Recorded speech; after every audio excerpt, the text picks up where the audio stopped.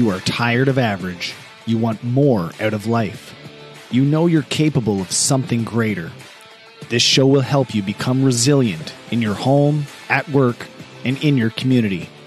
Welcome to the Resilient Humans Podcast with your host, Kevin Wood.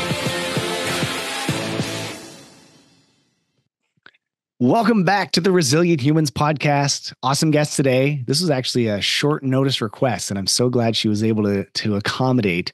My guest is a coach, a speaker, and a realtor. She's also a social media mogul and has a very viral video, and maybe she'll talk about that in a little bit. Natalie Davison, welcome to the show. Thanks, Kevin. I'm so excited to be here. It's great to have you. You've been in the gym a couple times recently because I know you're doing this transformative process. You've gone through quite a bit of a transformation over the last few months. Yeah. Tell us about you and that whole process that you're going through. Sure. I mean, the last few months have been a journey, but I've been really on a health and wellness journey for probably 2 years, I guess, just over 2 years. And I started very simply by going for a walk every day. And I like to start there because I think that when people see a dramatic transformation, so I've lost 60 pounds. My friend was joking the other day, she's like, you've had a major glow up. But when you see a change in somebody that's so dramatic, it's hard to imagine that it's accessible to you. And so I like to kind of bring it back to I actually just started going for walks. And that's where the majority of this really, really started to take place. And now over the last few months, I've been coming in and getting my scan for my body composition because I'm just, tweaking and refining and trying to see what I can achieve with weightlifting and nutrition, all that stuff. But I would say that's not the most profound part of the journey for me. It's really those initial days where going for a walk sounded impossible. And that's where I started. And so, yeah. And that's, like you said, it seems out of reach for a lot of people. They think they have so much work to do. And it's about literally what you did was take the first step. Yeah. Yeah. It's that simple, but it's that hard because it all just comes down to the stories that we tell ourselves about ourselves. And in my work as a coach, I see the stories that people tell themselves are really the things that determine their success. And so I see all the time, we're doing my group coaching right now, we're doing a 100-day challenge. And I let everybody pick something that would change their life that is not a habit now. That's it. I don't care what it is. It's a business coaching program. I was hoping people would do content, but most people are trying to get daily movement in their lives. And that's cool by me. But the thing is, when I said we're going to do a 100-day challenge, the anxiety, the fear, one person articulated the emotion she was experiencing was anger because people have maybe tried for external reasons and failed in the past. And so the story they tell themselves about themselves is, I'm going to fail at this.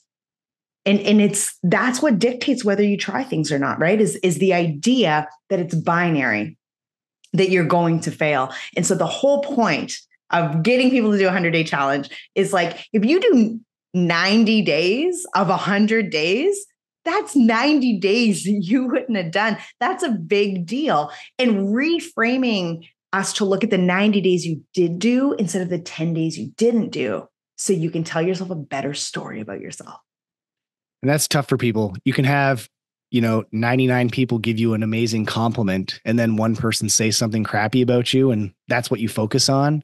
Yeah. I find that we're hardwired for that for whatever reason, but it is trainable to get out of that mindset. Yeah, it is. But it's not easy for folks for sure, because we have these stories that we have been buying into our whole lives. And your brain is looking for reinforcement that it's right. It's not looking for new information. It's looking for confirmation that it's already right. So that's why you're going to focus on the one person who says you suck, because your brain's see, told you. Right? It's hard to accept new information. And so, yeah. And going back about me, but that's what it's all good. Yeah. off I go. and going back to the that walking, we said it's simple, but simple doesn't equate to easy. Yeah. It never does. Right. Yeah. So just because something's simple, it could also be hard. But generally, if you want to start a transformation, it's starting by doing a simple thing. Whether or not that's easy or hard, that's up to interpretation. But oftentimes I find people get into this, I call it the overhaul lifestyle, where they think, well, I have to change this and that and all this stuff. And no, that you're complicating things. You're taking the simple and making it complicated. We got to do the opposite. Let's focus on what's the easiest thing that you can do, or the simplest thing you can change right now. Focus on that. And I find once people build that momentum, which is, I'm sure, what happened to you, one walk turned into two, turned into a week and a month, and it's momentum. How much easier is it to carry that momentum forward than it is to just get started? Yeah, exactly. I had a question on Instagram this morning. So I do like a weekly Q&A on Instagram, and a woman messaged me this morning. I get this one all the time. It was like, how do you stay motivated? And I'm like, well, no, that's not what motivation. The idea of motivation is what's sabotaging you right now. The idea that you're going to wake up and have a new thing that you want to do, something that you want to take and turn into a habit, and then habits turn into standards, things you can't live without. So the idea that you're going to wake up and have a thing that you're not used to doing and look forward to doing it when it's hard to get you to do it, it's like such a fallacy. And if you have the perception that that's possible, you're not going to go. Like because you're not going to feel like it. And so I really try to, anytime anybody asks me about motivation, I like shut it down so fast, because the idea is like, you are not going to be motivated. It is going to suck until you love it. You'll love it eventually, but you're going to hate it until you love it. And if you can accept that, then you can start to keep your commitment. If you understand that, oh, it's supposed to feel like I don't want to go. It's like I'm supposed to dread this. Like, and we're talking about this right now in our 100-day challenge with days off. So we were talking about you're not really supposed to take any days off, but if you miss a day, it's not so bad to bounce back the next day. If you miss 2 days, it's a little harder. And somebody missed 3 days and she had a really hard time going again. And it's like, that's because every day she missed, it got her further from that feeling, that good feeling. And so then it got harder and harder to try, because it's harder to start again. So I don't know. The idea of motivation, I think, is really like, it's almost problematic, because it's not going to happen. And big changes on the other side of keeping commitments and keeping promises when it's hard. And that's that. Did you see, I don't know if it was you that posted, somebody posted, I just saw it this morning, that it was a video of people running. Is that you? Okay. Yeah, I saw that. Like, nobody likes running when they first start. You just have to keep doing it until you eventually like it.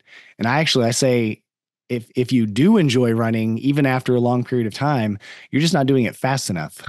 Yeah. Right. You should always dread it. It should always be painful and challenging. So anyway. 100%. Yeah. If you're pushing yourself, right. If you're growth minded, if you want growth. And I don't think that everybody has to be going through like the idea is not to hate this activity.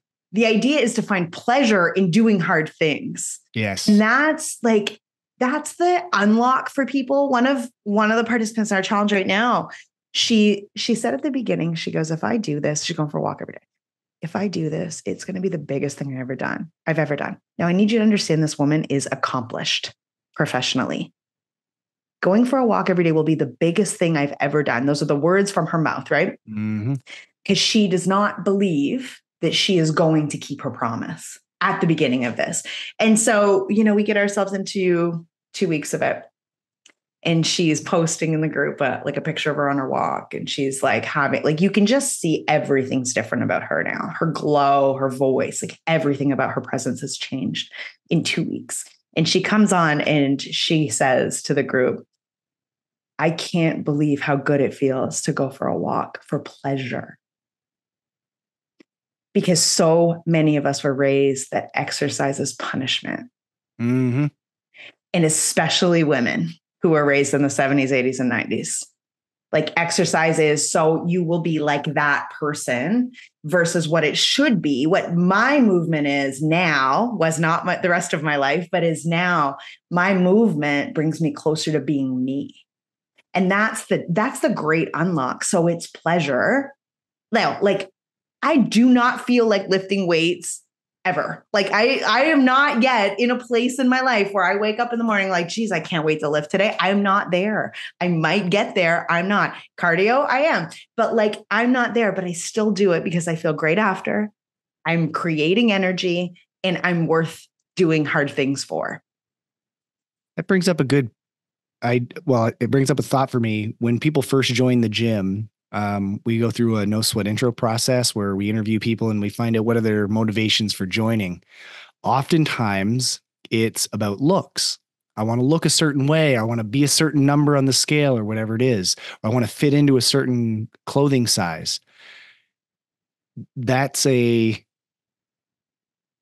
I find it's a weak answer to the question. Yeah. And it doesn't allow you to lean into doing the hard things. Right. Whereas the people that stick around and once they've been at it for a little while, they then, instead of chasing the looks, they're chasing the feeling. How do you feel after you leave? How do you feel with your kids later that evening? Like, it's the feeling that's the motivating aspect to it. Yeah. And so it's not so much, I have to look a certain way or fit into something, that I used to wear in high school. Who gives a shit? Yes. How do you feel afterwards? That's the most important part.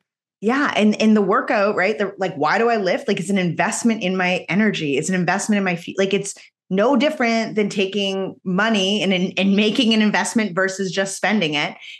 Like, lifting to me is an investment in creating energy. And if I want more energy to do the things I want to do and have the life I want to have and feel the way I feel, and people are like, oh my God, I love your energy. Well, that's not that. I don't just wake up that way, eat a bunch of chips and like whatever. Like, I work really hard to have this level of energy and to be able to create that and output that and connect with people the way I'm able to. It's because I invest and create energy.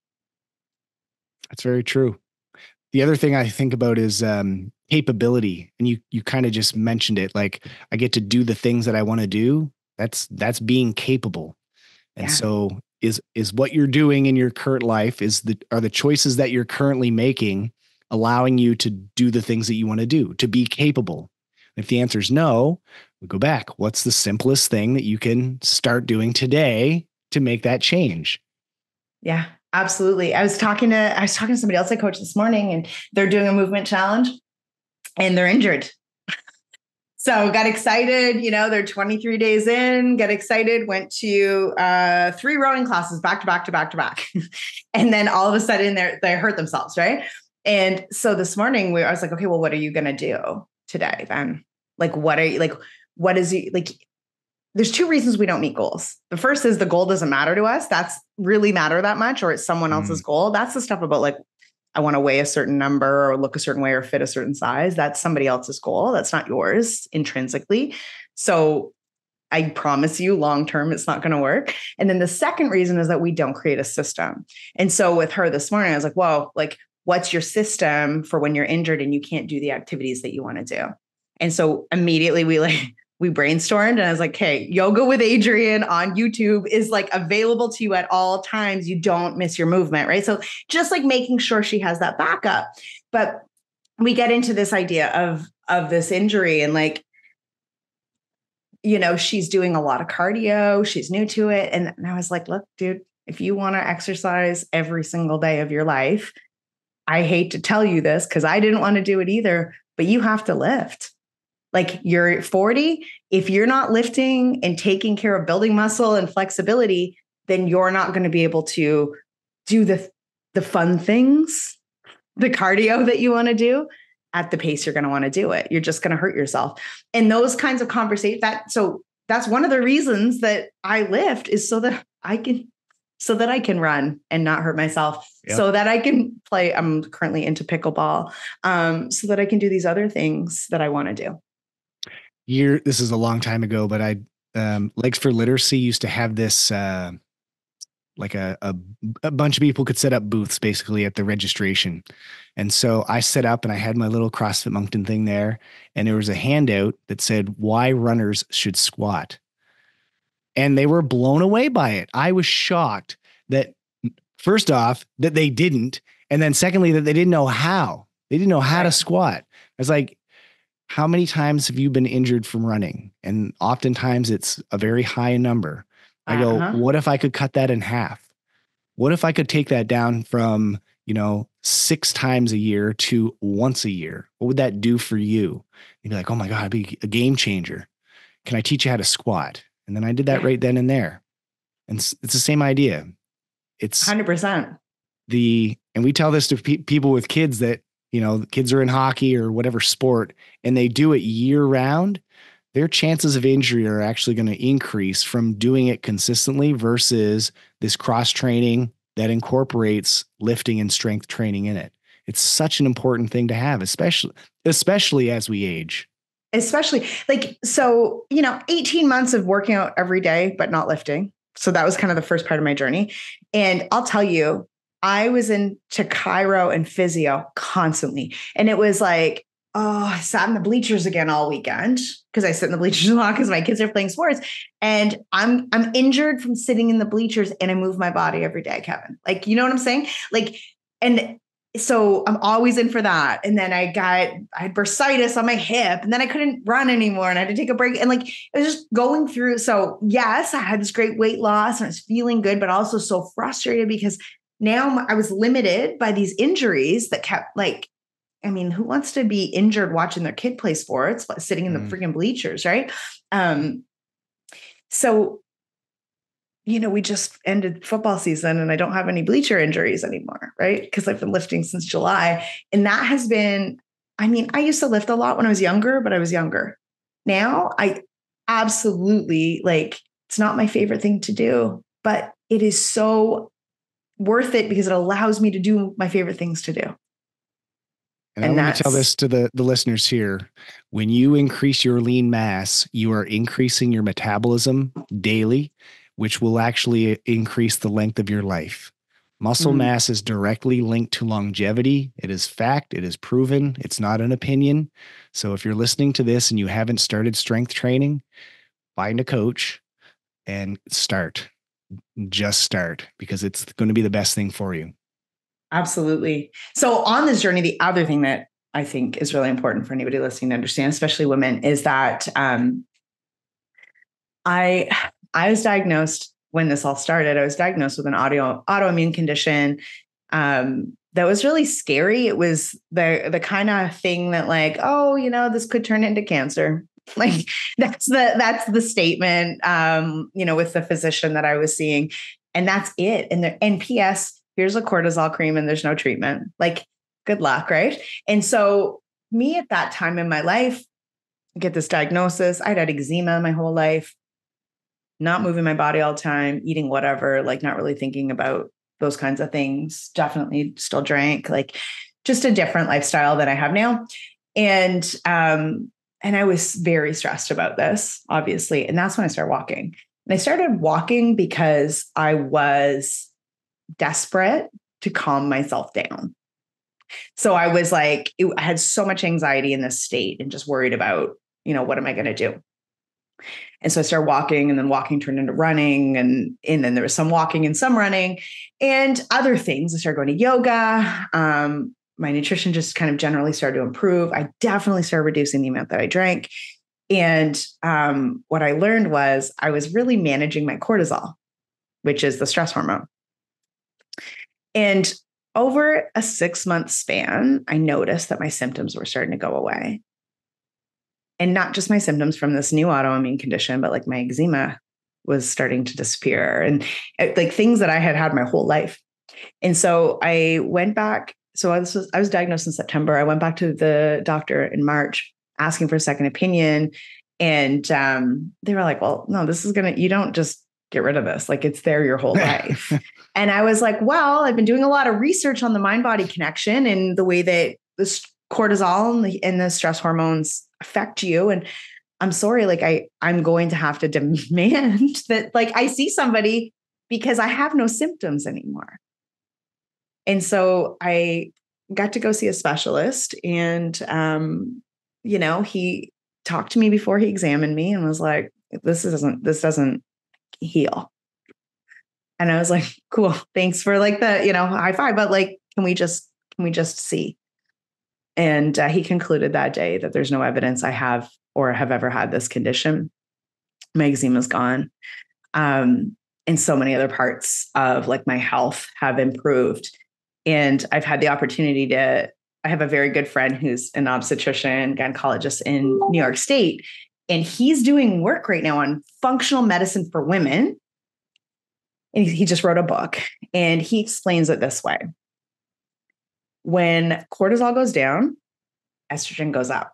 And so for women like me in my 40s, all of a sudden, if I can keep my cortisol down, so yes, I have, the byproduct of like this autoimmune condition disappears, my skin gets better. But my overall health as a woman approaching like premenopause is optimal if I keep my cortisol low.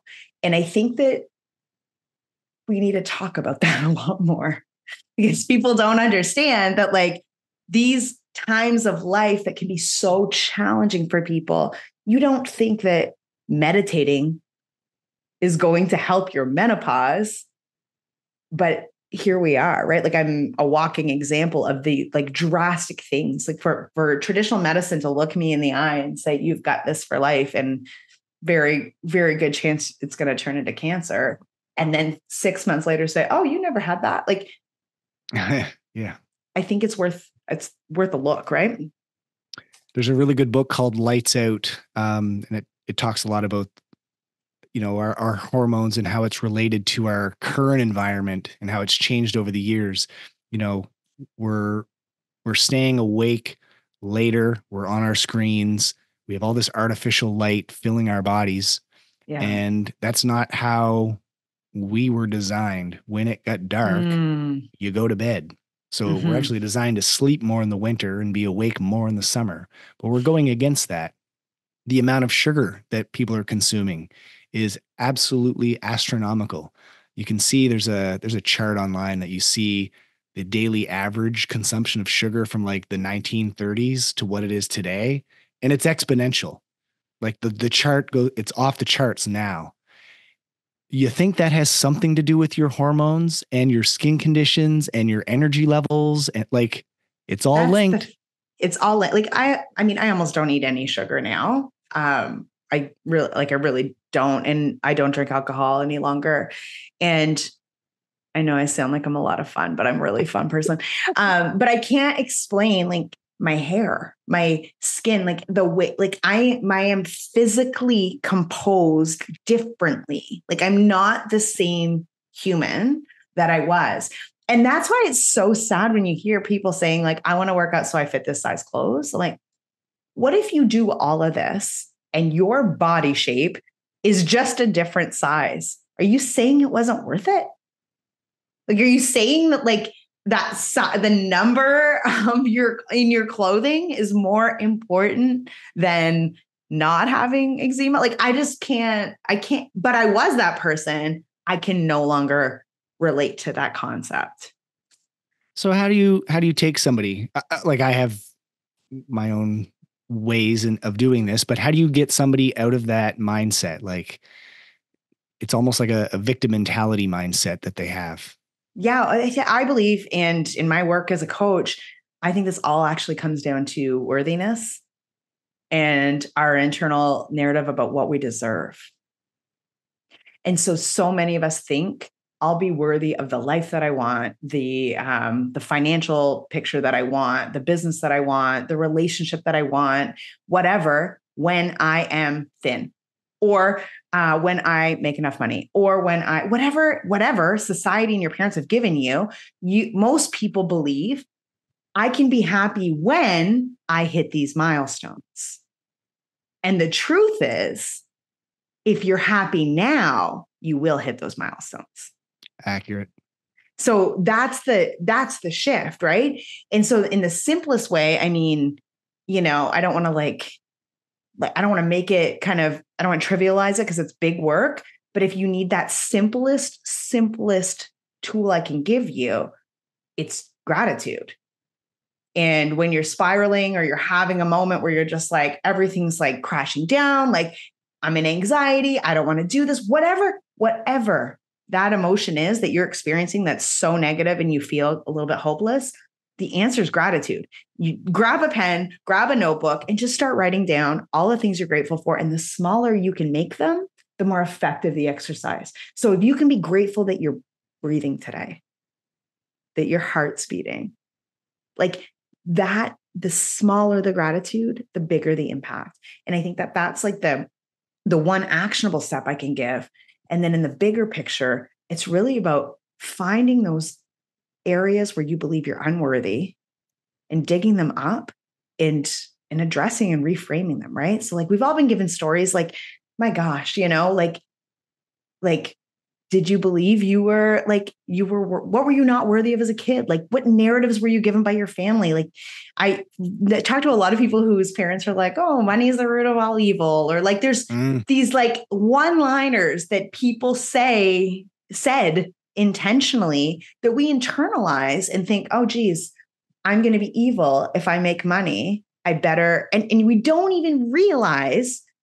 But our brain, remember I said earlier, is not here to get new information. It's here to reinforce what we already believe. So we don't even know that we think that having money is evil. And our brain is like, oh, I better make myself right. I'm going to repel this opportunity. Don't want to be evil. Oh, look at that person. They have a lot of money and they're an asshole. See, there it is. There it is, right?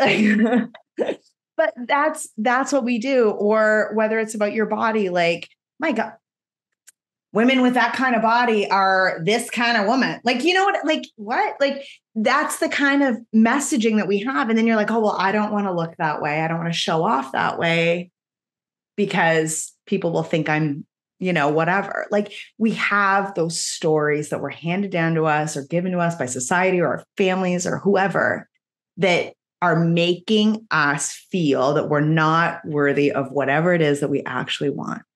And that's the hardest thing. So I would start with gratitude. And then the bigger work is like excavating what it is that you actually believe that's holding you back and starting to reframe that. I call that ancestral trauma. It's deep down, like, and oftentimes, like you said, you don't even know it's there. So digging in, that's definitely true. With regards to gratitude, just in addition to that, showing gratitude towards others can also be a very effective strategy. So instead of just focusing on what you're grateful for, focus on other people. Like, wow, I'm so glad that they did this for me, or that they told me this, or whatever it was. And when you start to tell other people that you're thankful for them, in turn, you're going to feel better as a result. It's magical. Start doing nice things for other people and you will feel better yourself. It's amazing. That's amazing. Yeah, I love like that. A magic pill, a magic potion. And going back, I guess, to the even more, to why people get stuck in that mindset. I find people get into the loops of what ifing the bad stuff. And that can also happen with, looking forward or forecasting into success. So a lot of people think, I have one person in mind I've worked with that they're doing all the right things. Everything's going well.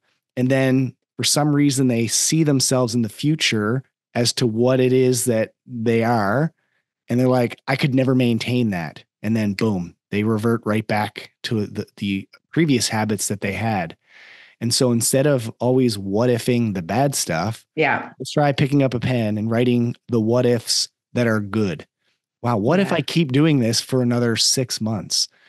What will my energy feel like if I keep doing this for another year? Like if you what if the good shit, man, it's going to change. It's going to give you a mindset shift. Yeah. And you know what? And to your point, I think like when people do that and they get to that place, like, what if I don't keep it up? And that's where they start. So then they don't want to do it at all. Right.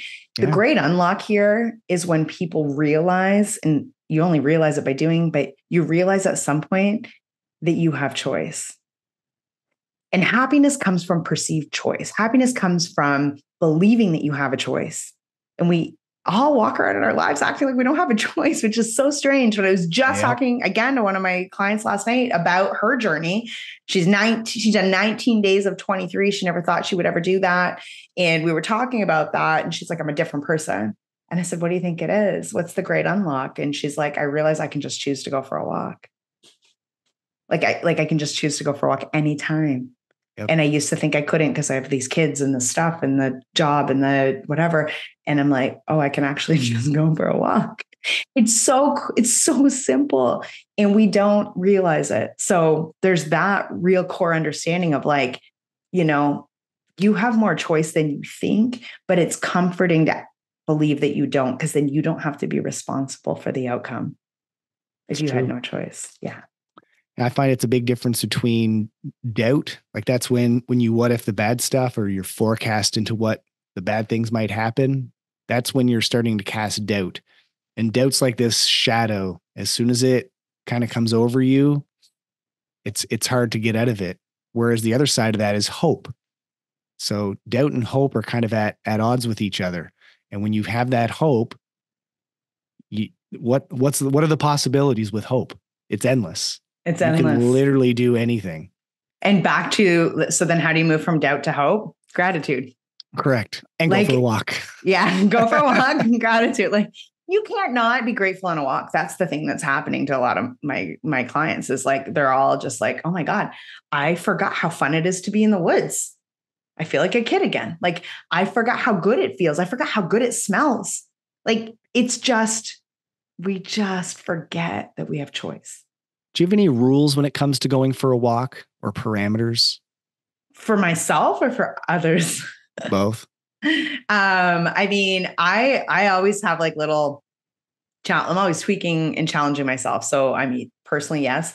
No, because not in my challenge that we're doing right now, because all I want is for people to understand that they are in charge of their lives. Right. So if you are somebody that thought you couldn't walk every day, and today you literally walk to the end of your driveway and back, and you mark that you went for a walk, I'm happy for you, because you wouldn't have put your shoes on before. So that's, and you have to really understand the point of the challenge, right? So like the point of I'm not like, oh, go lose 20 pounds. Like, no, I'm like, go learn that you're in charge, that you have a choice, that you can choose 100 days in a row. You can choose yourself. That's what I care about. So I don't have any rules in my challenge like that. The only rule in the challenge, really, it's not about the walk. It was, you have to choose something that's not already a habit. Yeah. Because I have some people that do that. I'm like, okay, high five. Like, let's not phone it in here. Let's really learn how to grow. But for myself, I mean, right now I'm not doing a lot of walking for pleasure right now. I'm doing I do like a 15-minute cardio, a lift, and then a 15-minute cardio. And then on my off days, I might go for a walk. But I move my body for at least 15 minutes or 45 minutes a day personally, and 7 days a week. And if I'm going for a walk, if I'm just going for a walk, because it's not a lift day, I just try to really make it a treat. So I might go to somewhere that I just I don't know, I'll drive somewhere fun to go or whatever. Yeah. It's not just your neighborhood. Yeah. No, it's not that. I'm not just checking a box. I'm really making it juicy. Oh, where am I going to feel really inspired? And, when I said my client said walk for pleasure, where am I going? That's exactly what's happening on a walk only day. It's where is this going to be pleasure? Now, can I run 45 minutes? Absolutely can. Just not what I'm out there for right now. Yeah. And that's where that gratitude comes in. So when I call them gratitude walks, the rule for us is no electronics. Yeah. You can't be listening to things and have a podcast going, because you're literally tuned out.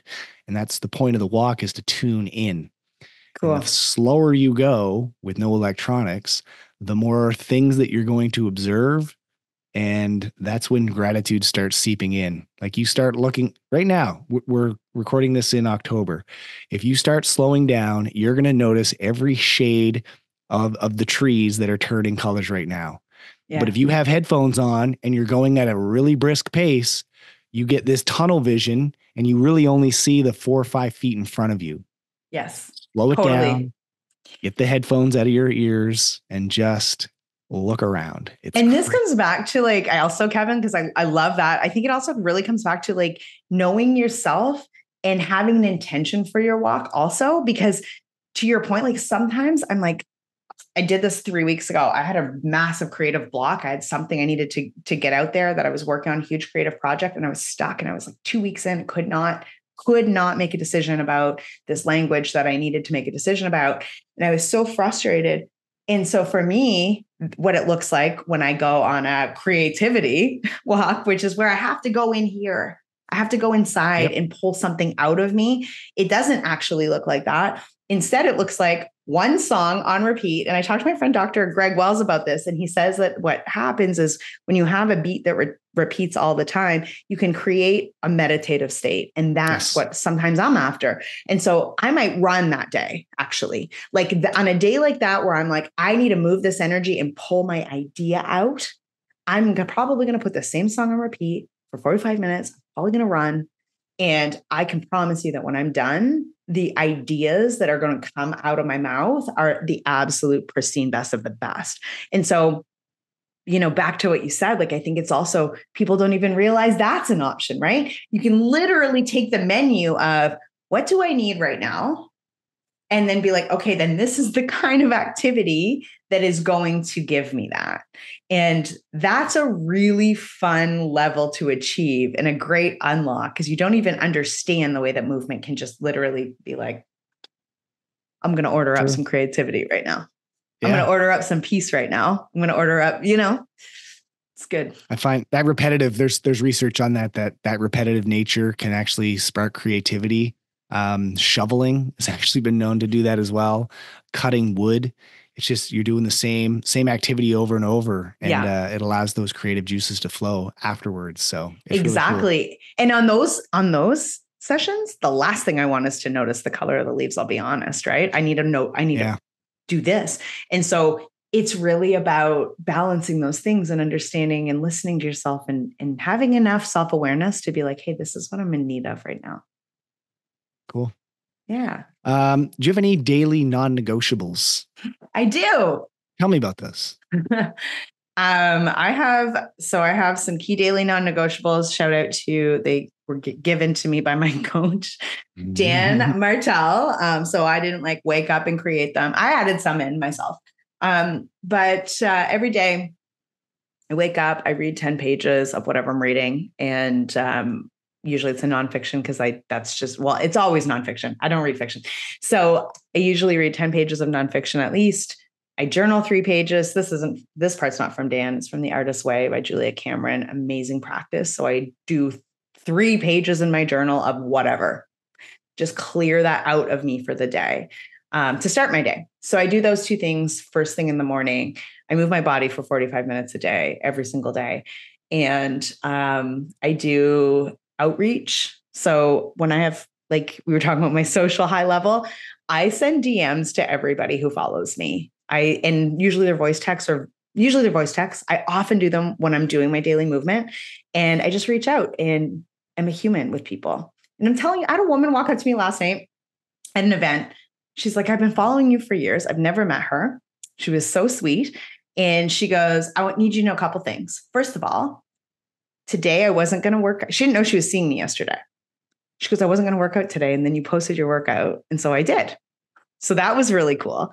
And then she goes, and a long time ago, you sent me a voice message, and it meant a lot to me. So people act like outreach is like, oh, I don't want to do it. I'm like, if you treat people well, like people, that's how you grow your business. I'm not sliding in there and being like, hey, do you want to join my coaching program? I'm sliding in there and being like, hey, I'm so glad you're following me. It means a lot. I make a lot of content, and I love that it matters enough to you that you're here. If I can ever help you, let me know. It's like that easy, right? So I do that every day. I review my goals every day. And that's about it, I think. Cool. The ones that I intentionally do every day. Yeah. Yeah. Yeah. And do you do that with an end in mind, or is it just because it's part of the process and that just, it's a way to start your day? It's how I live my life. I hope I always live my life like this. It's just, when I say I review my goals, even they're exciting and I want to achieve them, but they're internal. It's not like before. It's not like I need to have this weight or I need to have this amount of money. It's not like that. It's like, I want to grow. I want to explore my potential. I want to see how far I can go. I want to see how many people I can help. And these goals are going to help me do that. I want to help as many people as possible. I want to impact as many people as possible. And I want to live a happy life as long as possible. And so these goals are just really fulfilling that. They're not about the things people think they're setting goals for. So when is your book coming out? Maybe 2026. Maybe. I have a title and I have chapters and everything. Amazing. That's so funny you say that. And people might be like, oh, there's like, we've never talked about a book. That Kevin's just teasing me, but I do have a book. No. Hold on. Dream. Yeah, it's true. We've never talked about this. So I had no idea. However, based on everything we've talked about, I was at Mark Black's Level Up conference a few weeks ago. And one of the speakers, this was the main takeaway that I got from him. Never die with a book inside you. I wrote that down. I'm like, damn, that's good. And so same thing. I have the title of my book also written out and titles of chapters. Just that's as far as it went so far. Yeah. And no, that's where, okay, this is going to sound so crazy, but 3 years ago, I came up with my book title and my chapter titles, but I knew that the book was about to write itself. And then I just told you about this journey over the last 2 years. And so that's the interesting part. It was like, I was so clear. I've always wanted to write a book. Like I was so clear that I didn't have the book yet, but I was about to witness it. If that makes any sense. Yeah, I get it. I get it. Yeah. I know some people listening will not understand that. It's a different level. I get it. Yeah, it is. Like, I was just like, okay, I knew, I was like, this is the title. These are the chapters. And now it's about to happen. And it has, like, it truly has. So yeah. Which actually makes it easier to write. Yeah. Because you've lived it. You've already experienced it. I just go to my Instagram and just put them into copy and paste all my captions and we're probably good to go.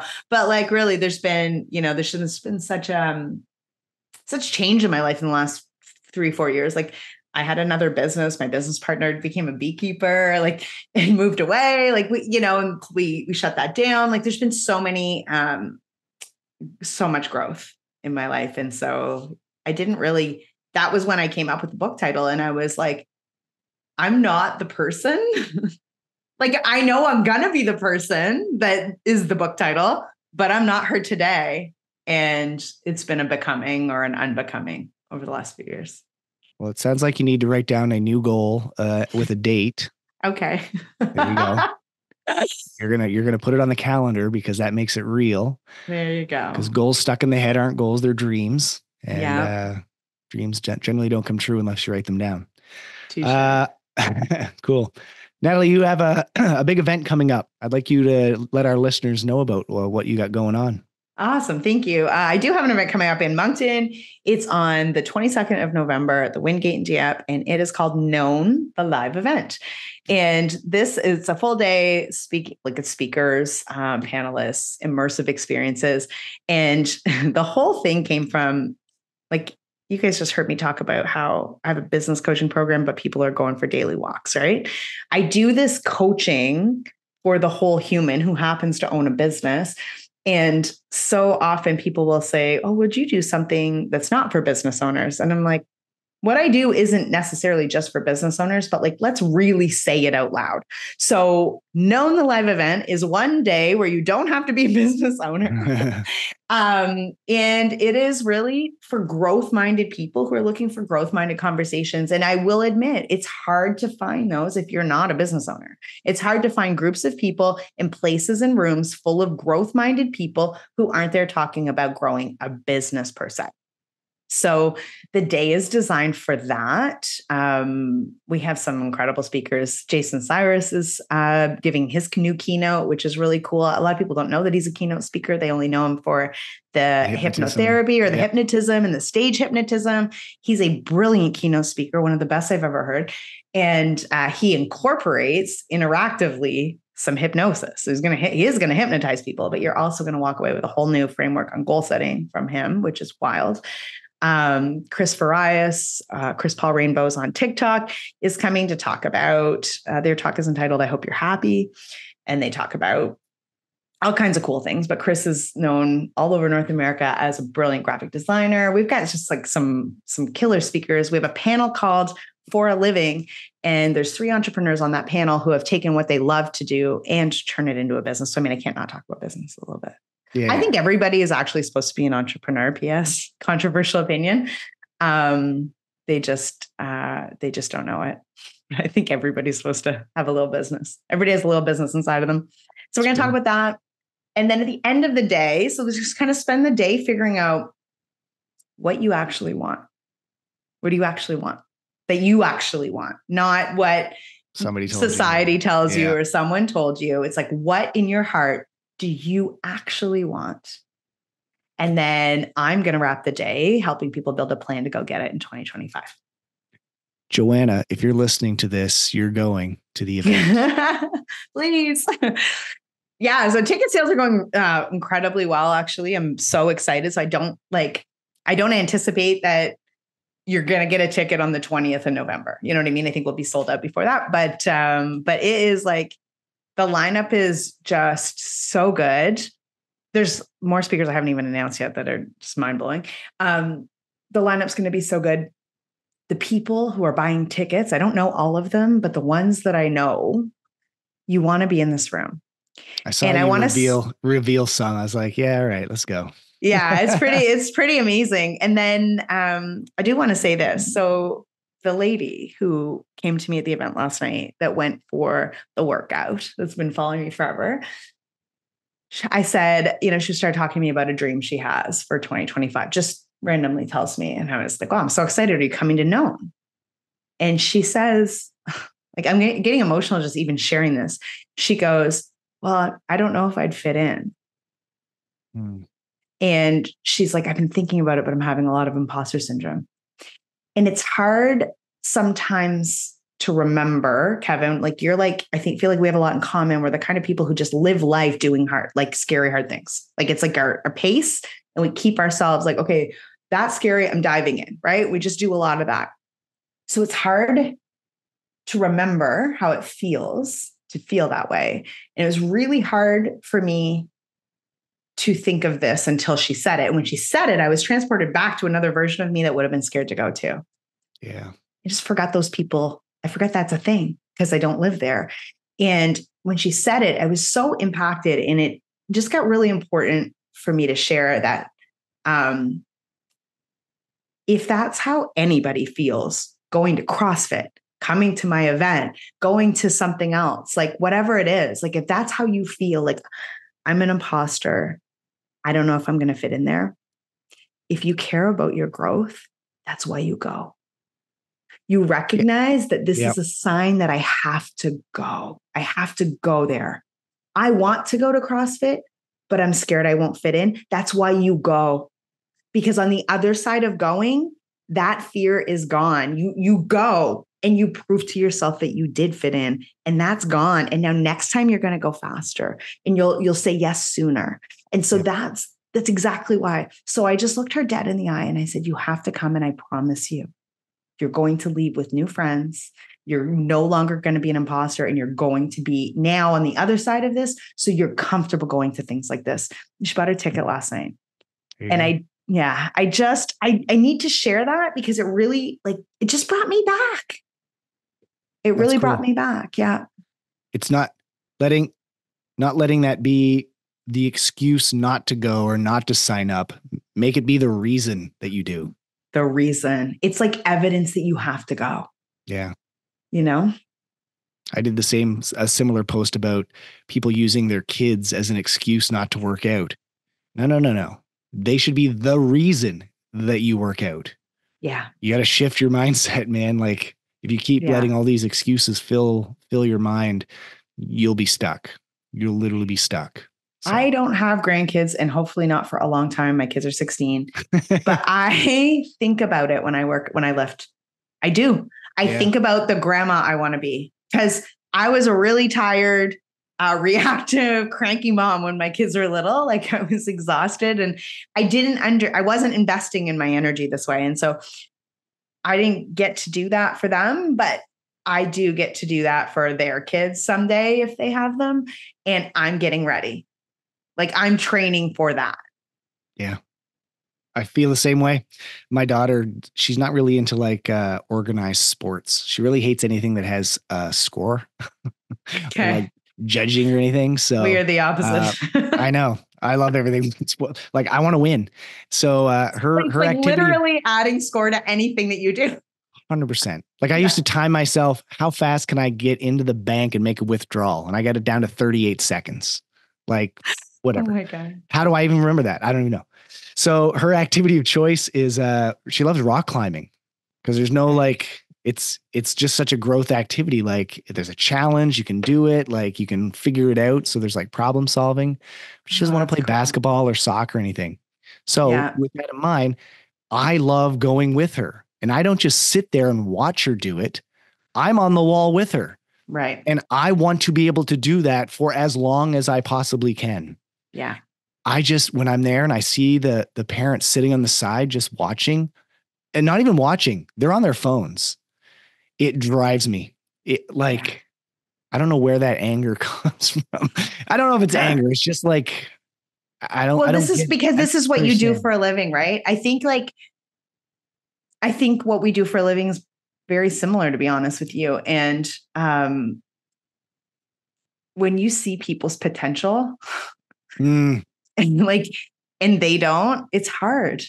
yeah. It's It's something that frustrating. it's something I've had to learn to manage for sure. Like it was my earliest years as a business coach, I would get so frustrated when I was like, why aren't they doing these things? And these are clearly this is clearly the path, and they just wouldn't do it. And I would get so frustrated. I really had to learn that like, just because I see their potential, like if they saw their potential, they wouldn't need me, but they don't. And that's True. part of our job. My job for sure. The way that I say it is like, my job is to get you to improve.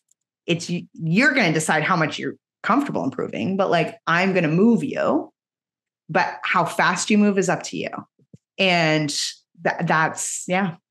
That's an interesting that we had a couple, there's some new ladies that just joined the gym recently and we were doing some of the Olympic lifts. And what I find that stops them from learning is their own overthinking. And so my job is to make them think less. Yeah. Just Right. do. So instead of explaining all the nuances of like, full extension of the hips, make sure you're shrugging your shoulders and keeping your arms straight, I say, jump. Right. You know how to jump? Great. Jump. And then they Yeah. jump the bar up and they're like, whoa, I did it. Yes. Because you weren't thinking about 100 different things. Yeah. And that can be translated into literally anything else in your life. There's a good chance the thing that you're not doing is because you're overthinking it. 100%. Right? Yes, somebody said to me the other day that when's your event again? I was like the 22nd of November, and they're like, when did you launch it? And I was like, 45 days before. And they're like, you're doing this whole thing in 45 days. I'm like, yeah, here's why. Like a lot of reasons why. I'm like, if I gave myself 6 months to do the event, it wouldn't necessarily, it wouldn't be better. True. It wouldn't be better. And second of all, like one of the things that I'm also a professional speaker, so I go to a lot of live events. And one of the things I see, like, bless everybody, running live events the way that you want to in your vision, that's cool. But I see so much time and energy and money spent on things that don't affect impact. Like, you're not going to get a swag bag at my event. Like, I don't think that makes your experience better personally. I think it's more crap for you to bring home that you don't want, and it's clutter, and that affects your mindset. And I don't want you to have clutter because I gave it to you. Like it's very thoughtful, but it's also like, we do things we don't even ask why we do them. So even in planning this event, I'm like, I don't need 6 months. What do I need to do? I need to sell tickets and I need to get speakers. That's what I really need to do, and secure food. And that's done. And so beyond that, that's what you're coming for. You're coming for this. You're not coming for, because I gave you pencils like in the bag with coupons. Nobody cares. No, nobody cares. And it's the same thing. It's like so often, or that, or like what's on the table or what the decor is. I'm like, it's a beautifully decorated room at Christmas. I'm like, what do you need? Like, I don't need to go buy a bunch of like, it doesn't make sense, right? It's all stuff that's going to get in the way of the impact. And I know not everybody feels that way, and that's cool, but that's me. Like, I just want to cut to the chase and do as much as we can, as fast as we can. Raw and real. That's how it is. Yeah. Sweet. Natalie, I always ask my guests near the end of our episodes a couple questions. The first one is, we're on the Resilient Humans podcast, so I'd love to hear how you describe resiliency in your own words. Resiliency, in my own words, is just getting back up. Getting back up. Yeah. That's it. It's like, you're gonna fall down, you're gonna miss, you're gonna get hit, you're gonna get attacked. And resiliency is like, when all of those things that happen, and take for a given that they're gonna happen. Don't cry that they're happening. They're happening. They're going to happen. If you're going to be visible, if you're going to do big things, if you're going to be known, you have no idea how often you're going to get hit. All the things you're scared of, they're going to happen. Yep. So what? So resiliency is getting back up. And then what's one piece of practical advice you could give our listeners to practice resiliency in their daily life? And you can definitely call back on something that you mentioned earlier or something fresh and new. To practice, I love the idea of resiliency as a practice. It's doing hard things when you don't have to do hard things. It's doing hard things optionally. So I mentioned a couple of times, I don't wake up like jumping out of bed so excited to lift weights. So I'm still doing a hard thing then. And someday I might jump out of bed excited to lift weights. Well, then now I have to find a new hard thing. It's why I'm doing a 100-day challenge that can't be something that's already a standard in your life. It's like, if you practice and you have a habit of doing something new and having your brain understand that, yes, we just do a hard thing every day. We just do. And your brain understands that when life's actual hard things come up that are not controllable, you're going to fare much better. And so you're going to be able to get back up and be resilient because your brain understands that you can be resilient. And I think that so much of what holds us back is not actually what we can handle or can't handle. It's what we think we can't handle. It's our fear that we won't be able to handle it. Like, I'm running late. And like, why do you freak out when you're running late? It's because you're afraid that all these other things are going to happen and you're going to fail. It doesn't really, like, that's what we do. So, long answer. I liked it. I wrote it down. Doing hard things optionally. Like, that was putting that optional thing at the end was, that's different. I haven't heard it with that spin on it before. So just made it up. Just made it up right here. It's only here. It's an exclusive. That's another chapter in the book. Yeah. Natalie, this has been an awesome conversation. Thank you so much for coming on. Where can our listeners find you on the socials? I mean, I am definitely the funnest to follow on Instagram, and my Instagram is at Natalie_I_Davison. That's my Instagram. We'll share that in the show notes so people can click and follow. Awesome. Thank you, Kevin. Yeah. Thanks for coming. It's been a pleasure. Thanks for listening. If you enjoyed this episode, please share it with others or leave a rating and review. To catch all the latest episodes, be sure to subscribe, and I'll see you next time.